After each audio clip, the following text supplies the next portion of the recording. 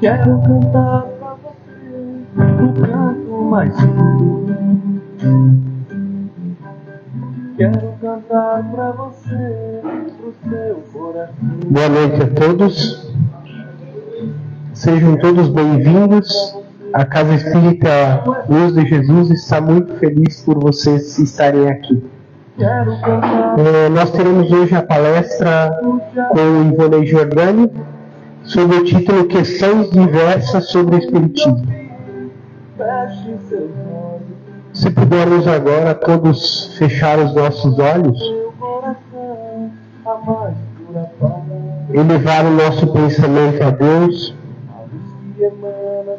e buscar a conexão com a espiritualidade luzeira da casa.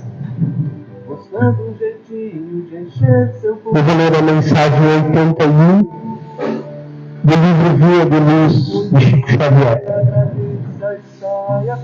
Estejamos certos. As instituições humanas vivem cheias de códigos e escrituras. Os templos permanecem repletos de provações. Os núcleos da natureza religiosa alinham inúmeros conteúdos doutrinários. O objetivo de Jesus é inscrever o seu sabedoria de modo intelectual aos mais variados programas religiosos. Navegarmos a pleno mar da filosofia e da cultura meramente verbalistas, com certo proveito à nossa posição individual, diante do próximo, mas diante do Senhor. O problema fundamental do nosso espírito é a transformação para o bem, com a elevação de todos os nossos sentimentos e pensamentos. O Mestre escreverá nas páginas vivas de nossa alma os seus estatutos divinos. Tenhamos disso a certeza, e não estejamos menos convencidos de que, às vezes, por acréscimo de misericórdia, nos conferirá os precisos recursos para que lavemos nosso nível íntimo com a água das lágrimas, eliminando os resíduos desse trabalho com o fogo purificador do sofrimento. Assim seja. Então, a palavra com o René Jordan. Se envolvendo, buscando um jeitinho de encher seu coração de amor.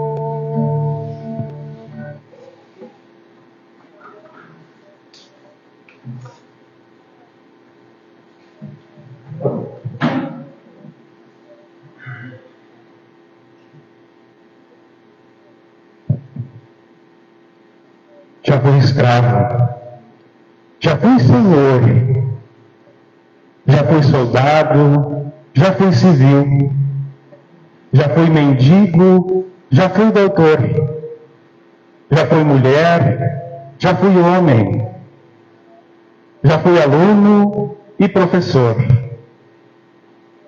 E o que sou hoje, então? Uma poeira no universo? Um grão de areia no deserto, um pequeno na imensidão.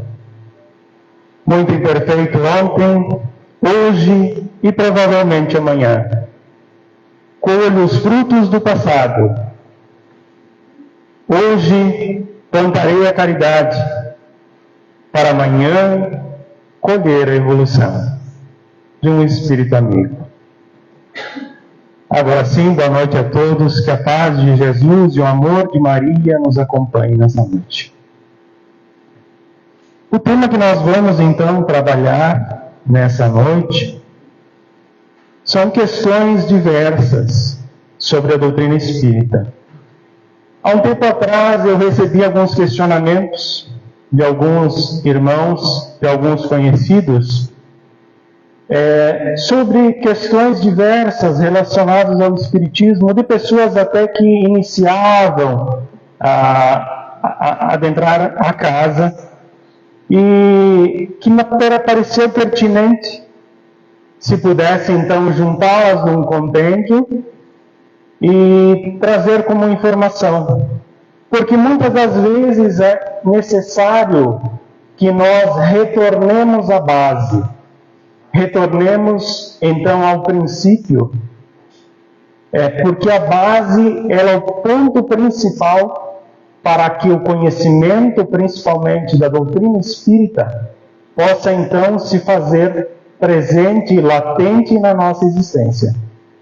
E é com esse intuito então que eu trago algumas questões aqui, muitas delas talvez vocês já tenham ouvido falar, mas, quem sabe, algumas delas sejam novidade, então. Para o estudo, eu utilizei as obras básicas do Espiritismo, né, e o livro Moradas Espirituais. A primeira dessas questões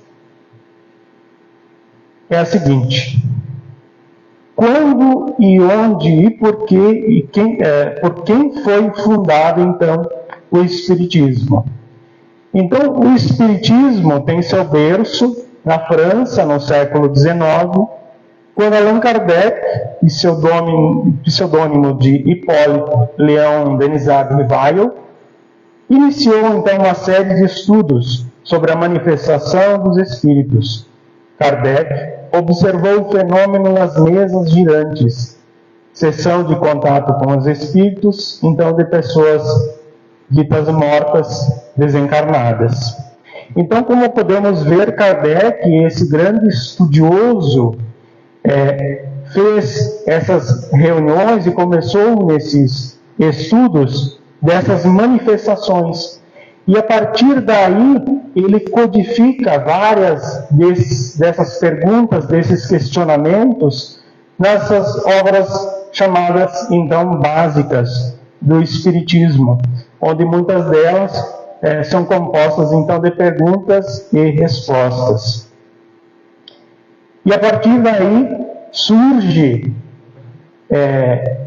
sai, digamos assim, do projeto para a realidade, sai da espiritualidade para o mundo material, enfim, a doutrina espírita. Então, quais os livros que compõem a base da doutrina espírita? nesse contexto. Então, entre 1857 até meados de 1868, após um intenso trabalho de estudo por parte de Kardec, usando uma metodologia de estudo muito séria, baseada em questionamentos de vários médiuns em várias partes do mundo, fazendo ele, então, por intermédio de correspondência, que era o meio de comunicação da época, ele fazia questionamentos iguais para todos esses, então, médiuns, e recebia, então, por parte dos médiuns, as respostas, e juntava elas num compêndio. E nesse estudo ele pôde verificar que as respostas que ele recebia tinham, se não idênticas, mas uma semelhança muito grande. Então, com base nessa semelhança, ele juntou essas respostas e então colocou nas obras básicas do Espiritismo.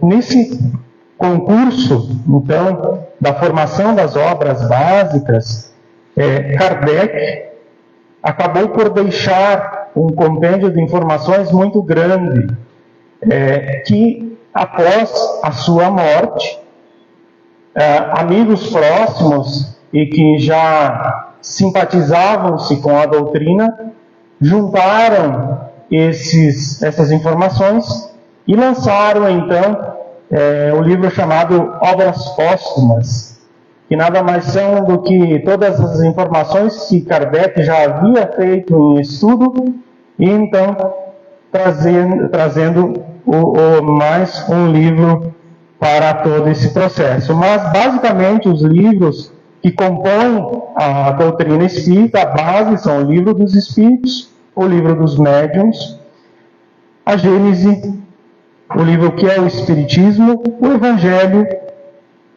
o livro Céu e Inferno, e então veio posteriormente Obras Póstumas e algumas publicações da Revista Espírita, onde Kardec então colocou muitas das informações complementares. Mas, pois bem, o que é o Espiritismo? O Espiritismo, ao mesmo tempo, é ciência, filosofia e religião. Por que ciência? Porque a ciência em si, ela procura, basicamente, como um estudo, buscar as informações para concretizar aquilo que realmente está à sua frente, está no estudo. E isso o Espiritismo tem na sua base. Buscar tudo que a ciência explica dentro desse processo da doutrina. Tudo que realmente é possível.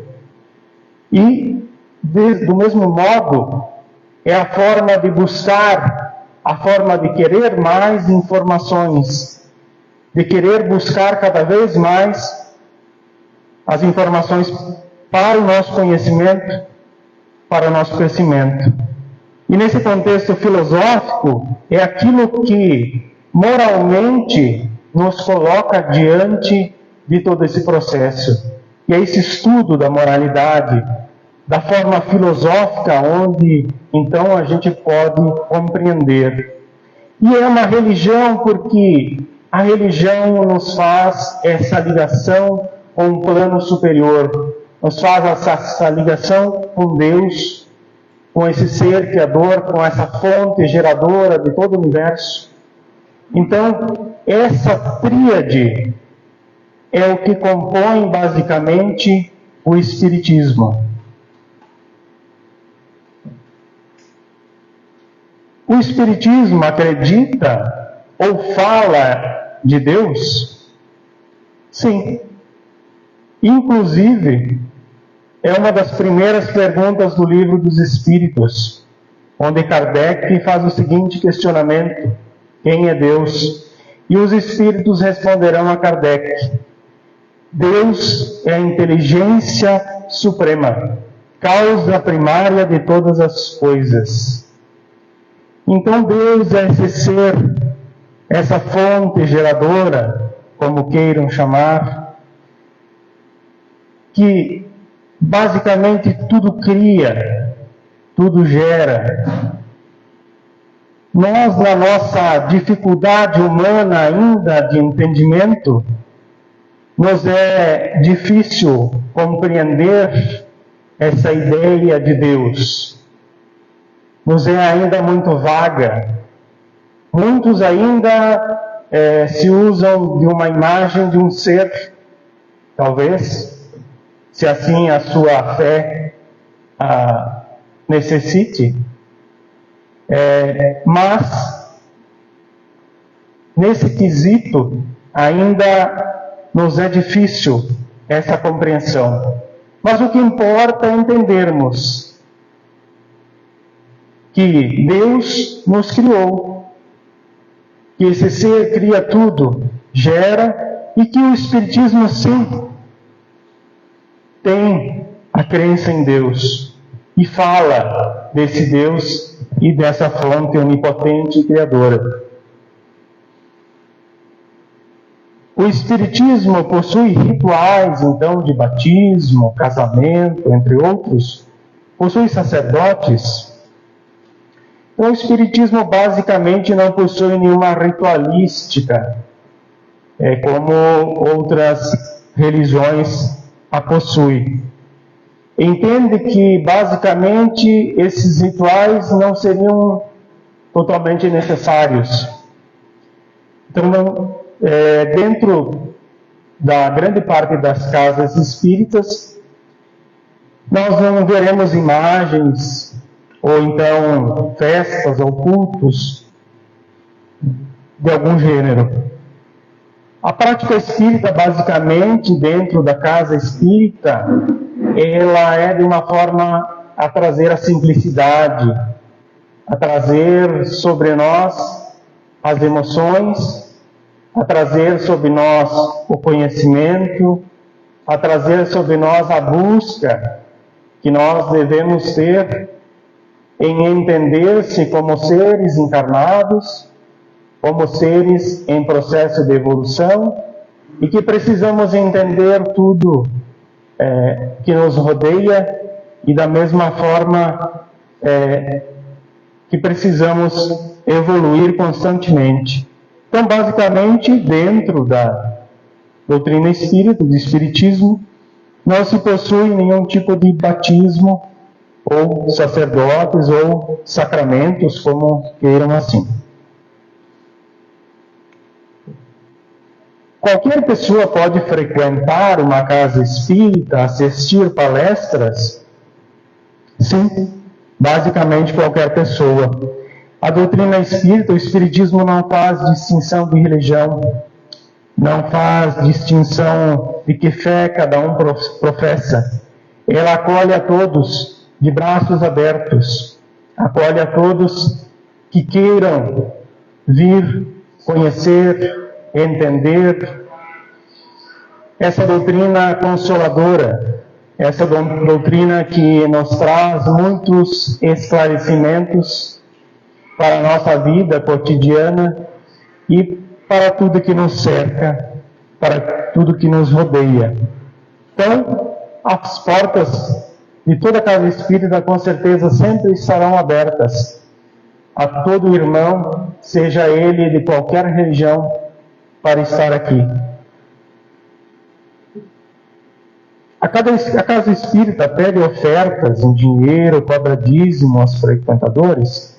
Basicamente não. Então, a casa espírita trabalha na premissa de dai-o de graça, o que de graça, então, recebestes. Portanto, basicamente, a casa espírita não cobra nada. Mas aí vão me perguntar, mas então como a casa espírita se sustenta suas atividades?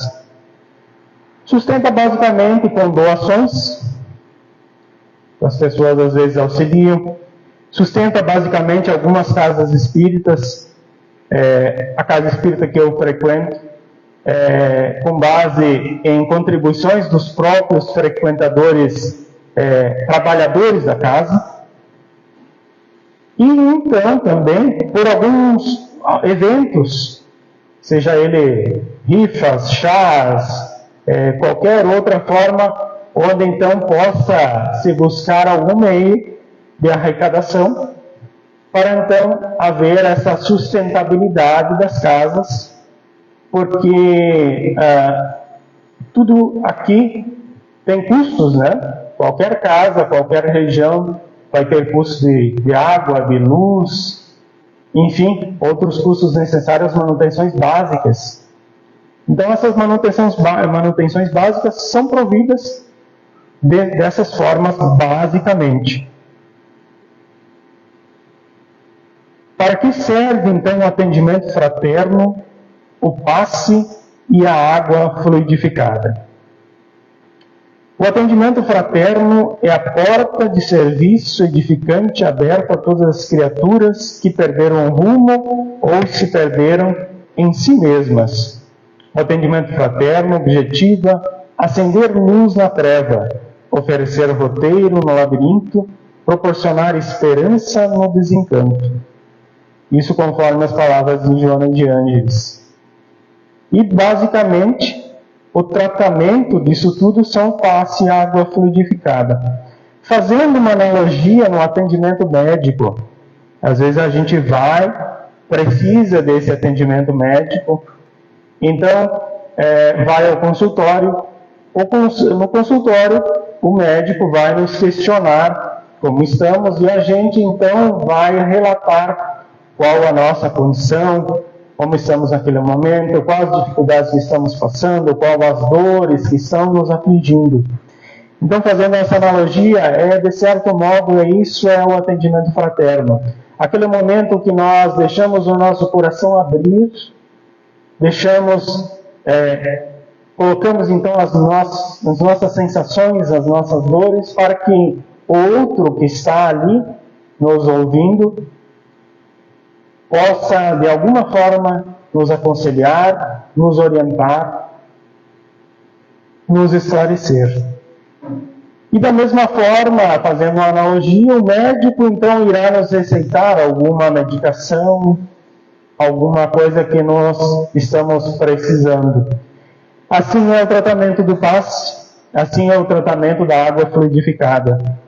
É um repositório energético que às vezes faz com que nossa matéria, tanto orgânica como perispiritual, possa então ter ali uma medicação espiritual por meio do trabalho de passe, por meio da água fluidificada, que os irmãos da espiritualidade maior vêm então fluidificar ela, deixando ali a medicação espiritual necessária para cada um de nós. Por isso é interessante, importante, que quando necessário a gente possa buscar a casa para um atendimento, quando estivermos precisando, que possa também tomar o passe, que possa, na medida do possível de cada regra de cada casa, mas possa então levar a sua garrafinha da água, deixar ali para ser fluidificada pela espiritualidade, podendo então levar para casa aquele remédio salutar que nos fará bem. O Espiritismo tem entre seus princípios a existência de vida em outros mundos. E segundo o Evangelho, segundo o Espiritismo, no capítulo 2, dirá que há muitas moradas na casa do meu Pai. Se não fosse assim, eu não vou-lhe teria dito. Isso nas palavras do próprio Cristo. O que Jesus quis nos dizer com isso? Que nesse universo infinito de milhares, bilhões, enfim, de casas, de planetas, nós apenas somos um grãozinho de areia diante desse universo infinito. A ciência já pôde, então, verificar, segundo os estudos, que há milhares de planetas com possibilidade de vida, quem sabe, nesse universo.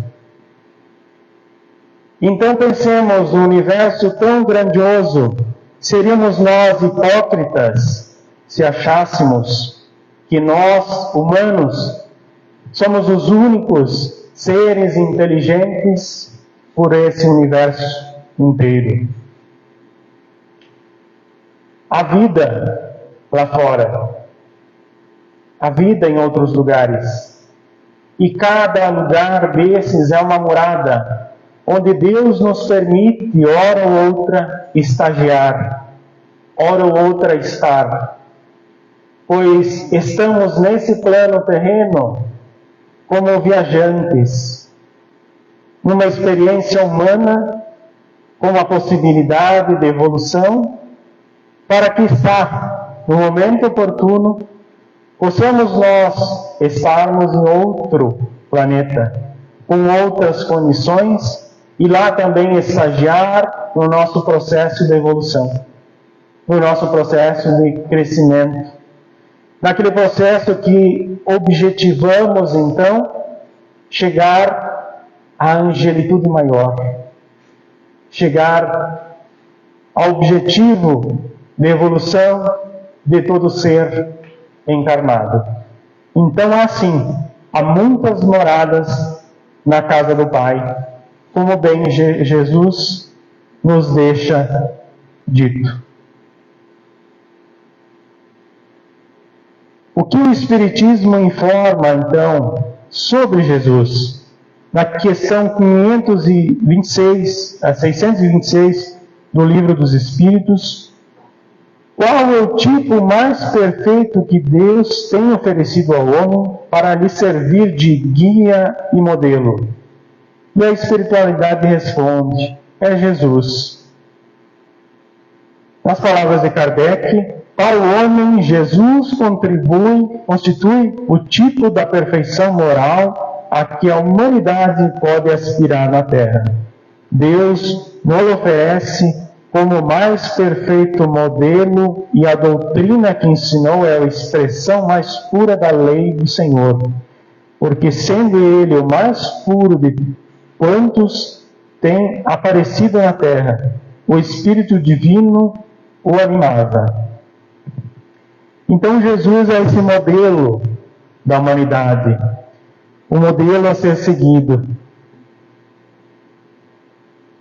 E o modelo que nós devemos levar para a nossa existência, principalmente dos exemplos que Ele deixou, então, encarnado há mais de 2000 anos, como esses exemplos de perdão, exemplos de abnegação, exemplos de renúncia, exemplos de entendimento, exemplos de compreensão,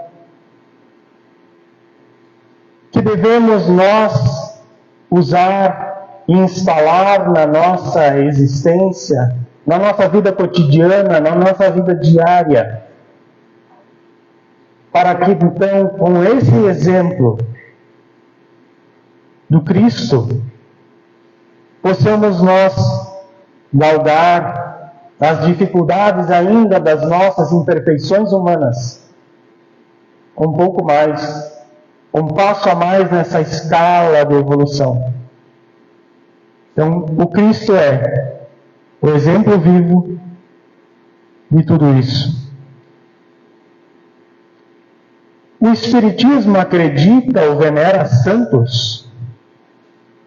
Então, para o Espiritismo, os santos, que muitas vezes assim são chamados, né? Por eles terem manifestado em algum momento da sua existência algo diferente, algo que os fazia diferente dos outros, para o seu momento, para a sua época.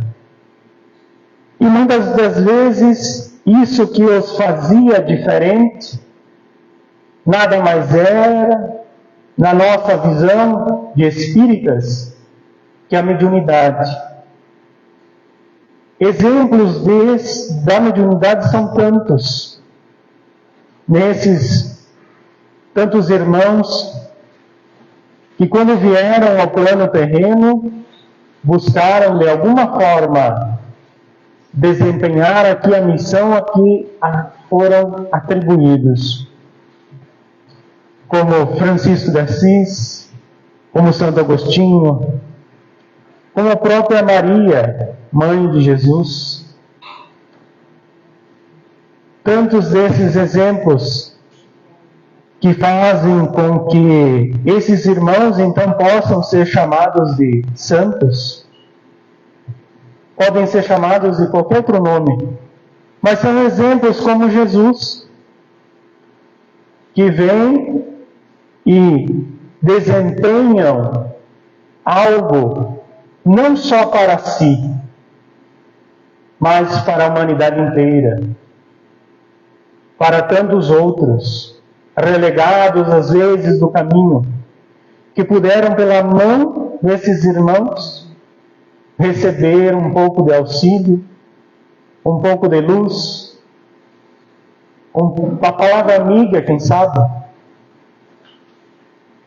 Então, dessa forma, o Espiritismo vê a ideia dos santos. Não com o intuito de veneração, mas como irmãos que também estiveram no plano terreno, que também passaram por dificuldades, que também foram simples e ignorantes como todos nós, quando Deus, na sua infinita bondade, nos criou.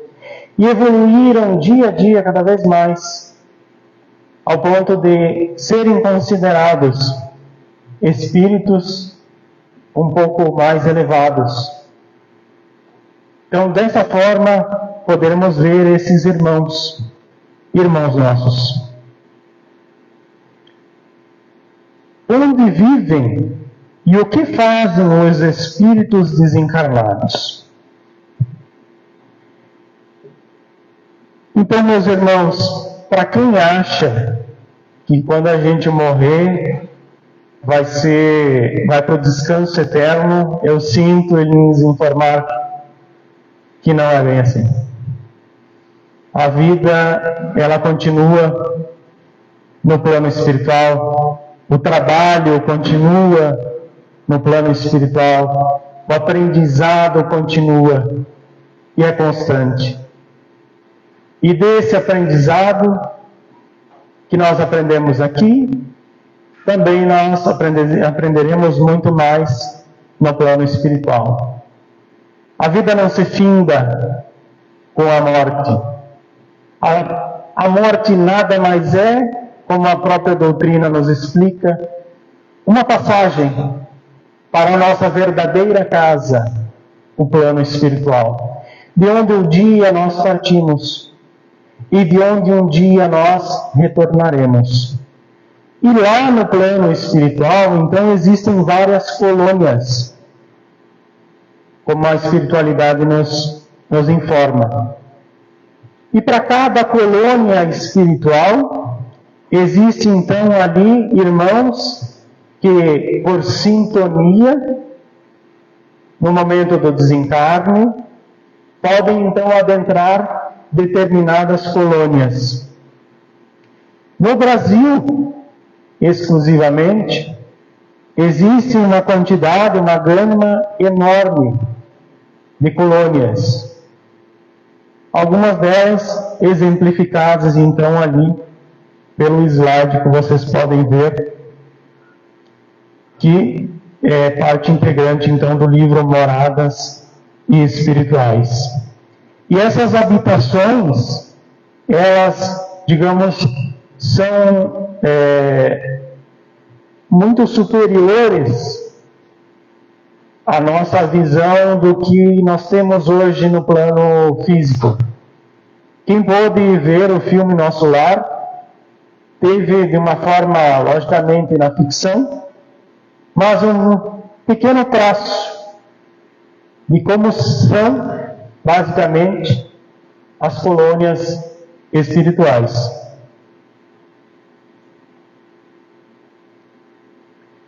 Os espíritos sabem todas as coisas? Então, se acharmos que nós vamos desencarnar e vamos virar super inteligentes, vamos virar de cara um Albert Einstein, estaremos nós enganados. Cada um leva daqui toda a bagagem que aqui constituiu. Essa é a verdadeira bagagem que nós levamos para o plano espiritual. Nós não levamos os bens materiais. Esses nos servem enquanto nós estamos aqui estagiando no plano terreno. Para o plano espiritual, basicamente, nós levaremos tudo que aqui aprendemos, todo o conhecimento que aqui nós adquirimos, todo o bem que aqui nós tenhamos feito.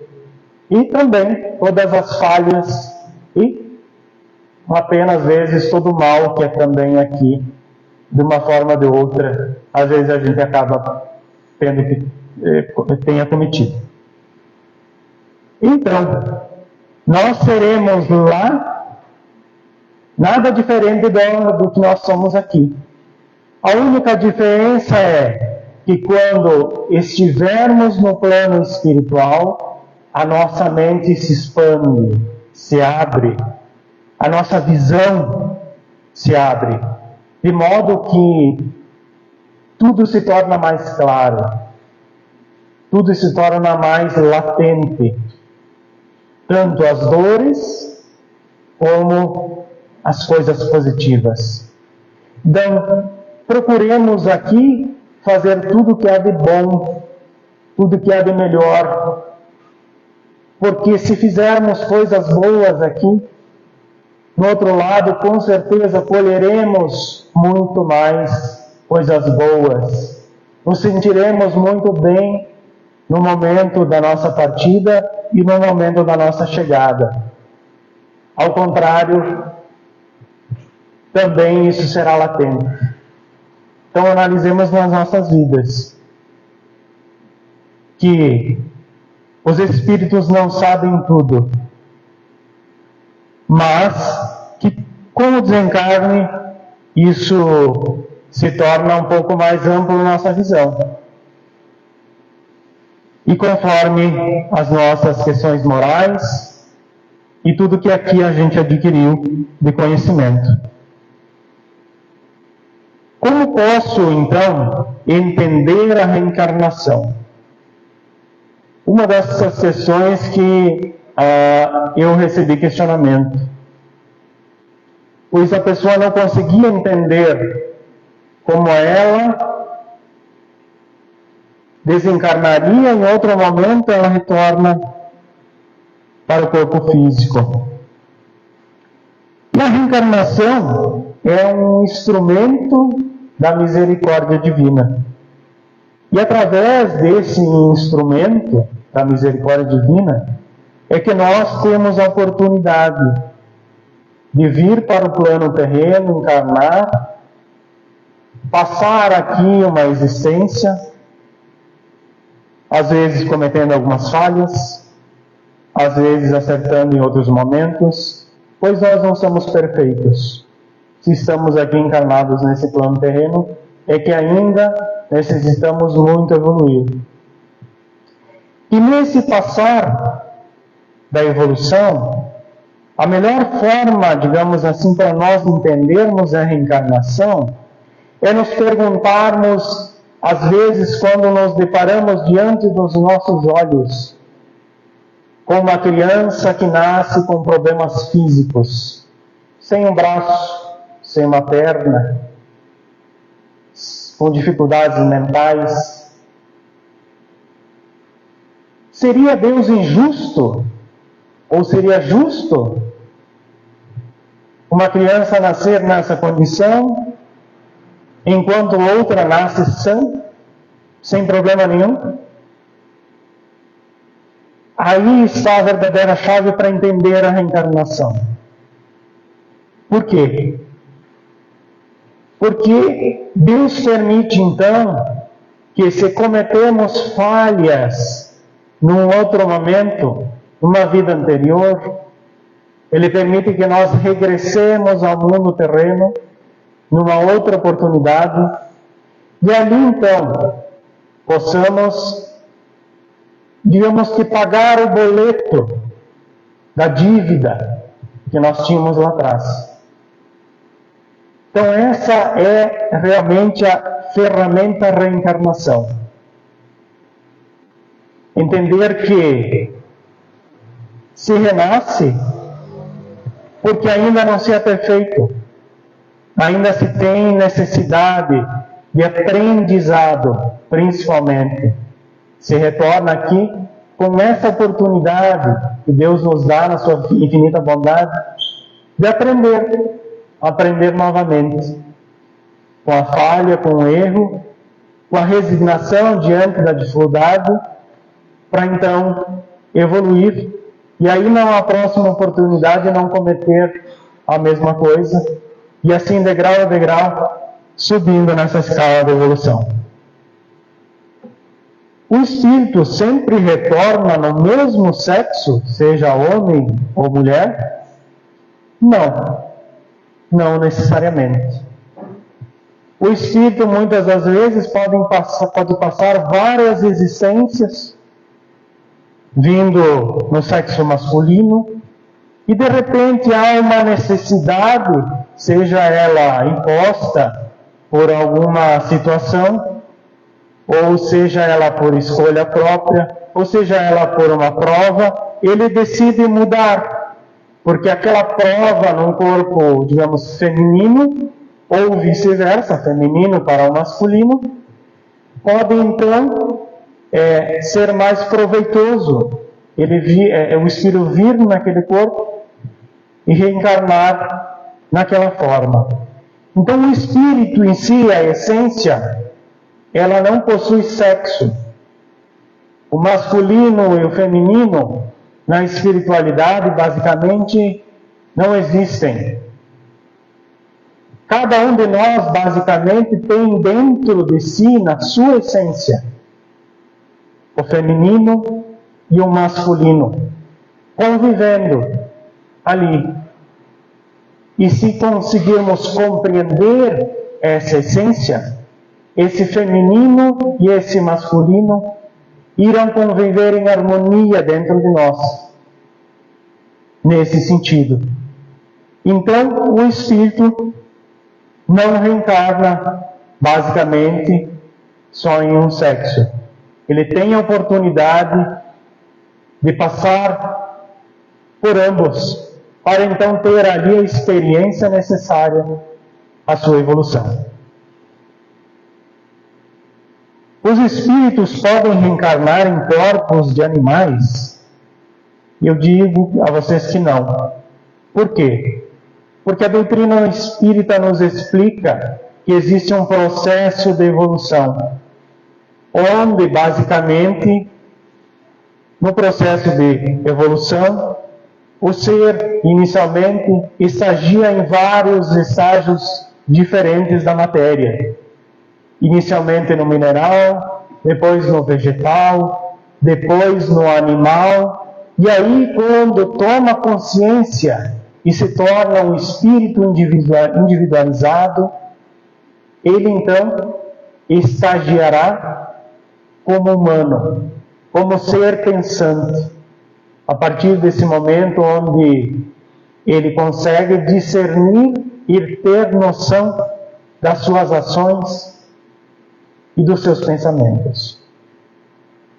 E o espírito então não retroage. Ele nunca irá retornar para uma outra etapa.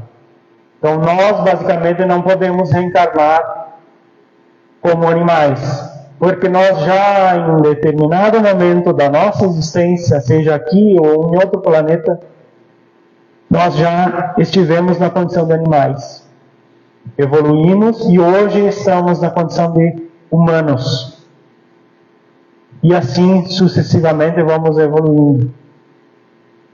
Então devemos sim, aproveitando a oportunidade, cuidar desses nossos irmãos menores, esses irmãos que nos rodeiam, esses irmãos que têm na sua essência o carinho, o afeto às vezes para conosco, que nós possamos cuidar dos nossos animais, dos nossos irmãos menores.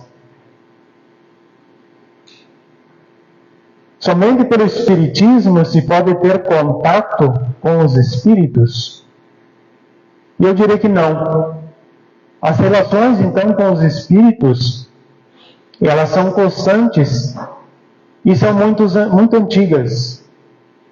Desde os primórdios da humanidade, é sabido pela história que havia irmãos que se contatavam, então, com o plano espiritual. E esse contato, ele faz com que nós possamos ter certeza que a vida não se extingue, né? Que a vida continua.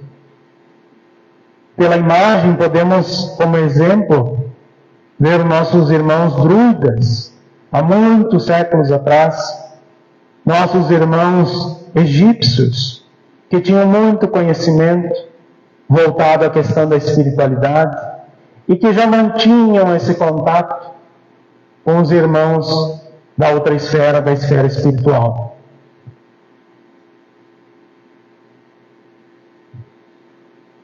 O que é a lei de causa e efeito? Todas as nossas ações são submetidas às leis de Deus. Não há nenhuma delas, por mais insignificante que nos pareçam, que não possa ser uma violação das leis. Se sofremos as consequências dessa violação, não nos devemos queixar, senão de nós mesmos, que nos fazemos assim os artífices de nossa felicidade ou da nossa infelicidade futura. Pela lei de causa e efeito, o homem pode compreender a causa dos seus sofrimentos e de todo o mal que aflige a humanidade. E pode, acima de tudo, conhecer e amar um Deus justo e racional, que dá a cada um segundo, então, as suas obras. Então Deus, quando nos criou, nos dá o livre-arbítrio. Nos dando o livre-arbítrio, o discernimento de decidirmos tudo na nossa existência, Ele nos permite que possamos escolher pelas nossas ações. Só que diante das nossas ações, tenhamos que estar conscientes que todas elas têm um efeito. Como na imagem, a partir do momento que você atira a flecha, se ela for uma flecha boa, ela vai retornar como bem para você. Agora, se ela for uma flecha ruim, o mal também vai retornar para você. Não existe escapatória. Então, a lei de causa e efeito é isso. É a forma com que a gente age, nós teremos, então, um retorno. Cada um pode plantar o que bem entender. Porém, a colheita também assim será obrigatória. Então, que possamos plantar as coisas melhores possíveis na nossa existência. Como o Espiritismo se relaciona com as demais religiões? Então, o Espiritismo, a doutrina espírita, ela tem uma visão ampla nesse sentido. Ela, digamos assim, é fraterna com todas as religiões, pois ela entende que, a partir do momento que uma religião ela se coloca como uma forma, uma ferramenta de evolução do ser, de conhecimento, de bem, ele então é uma ferramenta valorosa diante desse momento da humanidade. Então, realmente, ela abraça todas as religiões, não importa qual seja, pois às vezes, naquele momento que a pessoa esteja frequentando determinada religião, é o momento dela. Aquela religião para ela vai ser a forma com que ela vai conseguir professar aquela fé interior que ela tem dentro dela. Então, sim, o Espiritismo, ele comunga fraternalmente, então, com todos os nossos irmãos, sejam eles católicos, evangélicos, candomblesistas, umbandistas, enfim, a infinidade de religiões que hoje temos por aí e que, de uma forma ou de outra, podem auxiliar a elevar o ser. É assim que o Espiritismo entende.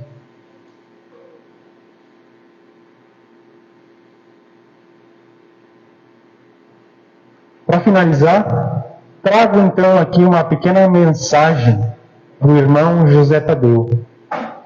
A casa espírita não é fonte de milagres, mas reduto de luz, escola abençoada onde aprendemos a crescer moralmente por meio do trabalho constante e disciplinado em favor de nós mesmos.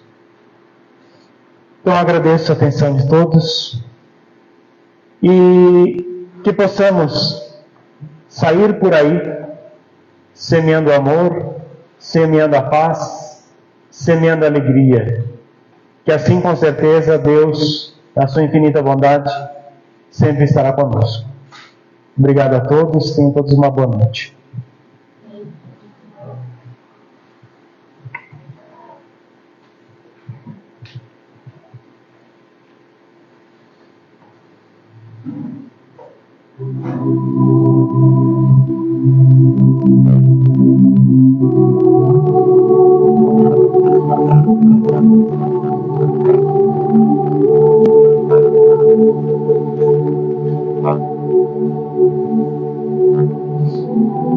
Obrigado, Ivonei, pela excelente reflexão da noite acerca das questões espirituais. Agora nós iremos para o segundo momento espírita, a segunda parte do nosso trabalho da casa, que é o passe. Para isso eu vou pedir para os trabalhadores da casa se colocarem a fim de trabalhar nesta noite. E também para que as luzes da casa sejam reduzidas.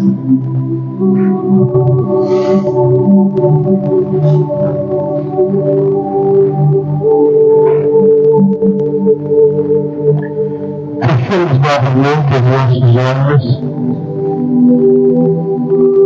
elevamos os nossos sentimentos ao Santíssimo, nos conectando com o que é de mais sagrado, tomando nosso coração de amor e de direito.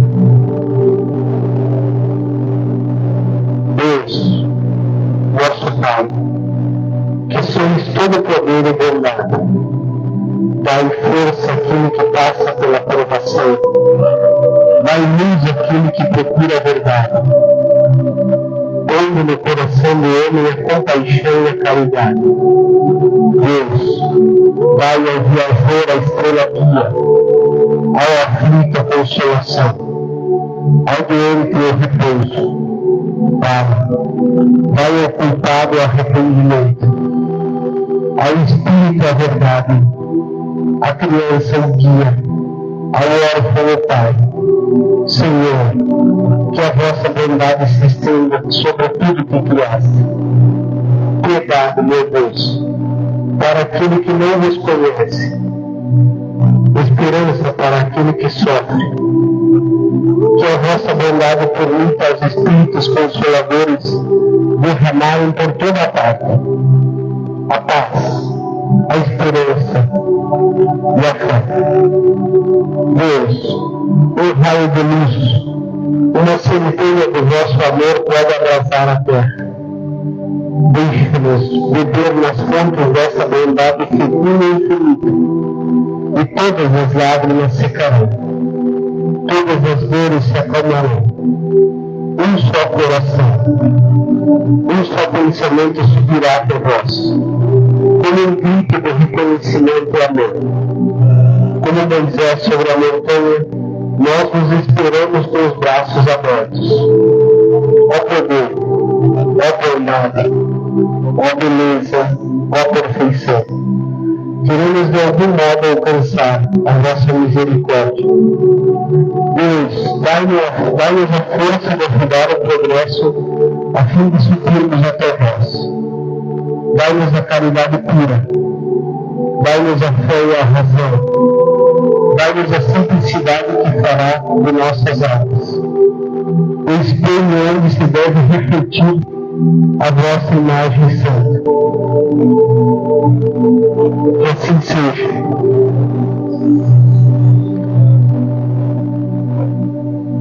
Nós agradecemos a presença de vocês, convidamos todos para a palestra que ocorrerá na próxima quinta-feira às 20 horas. Boa noite e bom retorno a todos.